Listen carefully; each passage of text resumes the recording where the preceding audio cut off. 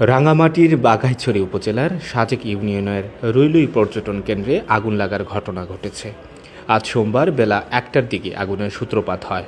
বেলা ২:৩০ পর্যন্ত ৩০টির বেশি রিসোর্ট কটেজে আগুন ছড়িয়ে পড়েছে বলে জানিয়েছেন স্থানীয় ইউপি সদস্য। রিসোর্ট কটেজ মালিক সমিতি সূত্রে জানা গেছে, বেলা ১টার দিকে রুইলুর ভ্যালির হেডম্যান লালথাঙ্গা লোসাইয়ের বাসভবনের পাশে সাজেক ইকো ভ্যালি রিসোর্টে প্রথম আগুন লাগে। পরে তা আশপাশের বসতঘর ও রিসোর্ট কটেজে ছড়িয়ে পড়ে।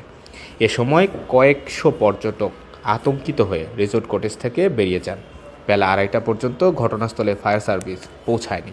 স্থানীয় ইউপি সদস্য অনিত্য ত্রিপুরা বেলা ২:৩০টার দিকে বলেন, এলাকাবাসী এবং রিসোর্ট কটেজের লোকজন আগুন নেভানোর চেষ্টা চালিয়ে যাচ্ছেন। এখন পর্যন্ত ৩০ থেকে ৩৫টি রিসোর্ট কটেজে আগুন ছড়িয়ে পড়েছে। হতাহতের কোনো খবর জানা সম্ভব হয়নি।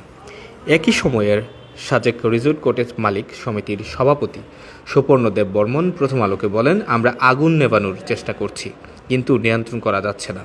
বেশ কিছু রিসোর্ট কটেজে এরই মধ্যে পড়ে গেছে। বাঘাইছড়ি উপজেলা নির্বাহী কর্মকর্তা শিরিন আক্তার বলেন, ঘটনাস্থলে দিঘিনালা থেকে ফায়ার সার্ভিসের দল রওনা দিয়েছে।